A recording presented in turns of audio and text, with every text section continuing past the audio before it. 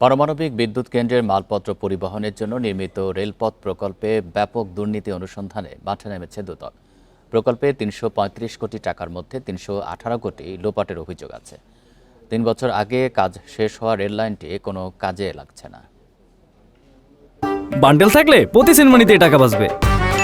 বিকাশ send money bundle কিনে জিতুন প্রতি লেনদেনে। ২০১৮ সালে কাজ শুরু হয়ে ২০২২ সালের জুনে শেষ হয় রূপপুর রেল স্টেশন ও রেলপথ নির্মাণের প্রকল্প। ব্যয় হয় ৩৩৫ কোটি ৯৭ লক্ষ টাকা।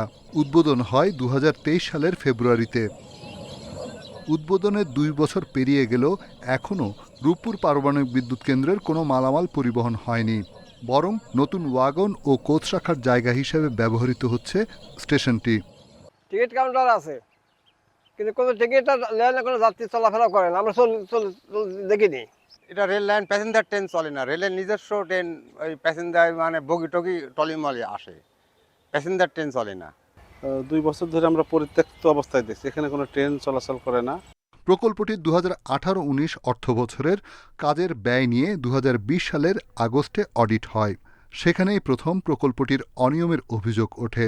বাড়তি দামে প্রয়োজনের অতিরিক্ত সরঞ্জাম কেনা, কাজের আগে কিংবা কাজ না করেই বিল ওঠানো সহ পুরো প্রকল্প নিয়ে অভিযোগের তালিকা বেশ লম্বা।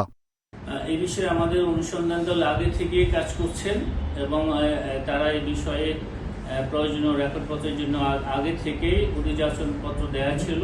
তো এই কার্যক্রম আমরা আগেই সম্পূর্ণ করেছি।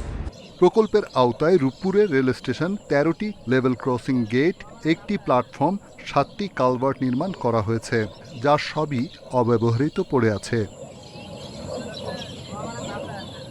রিশাদ হুদা, ইন্ডিপেন্ডেন্ট নিউজ, ঢাকা।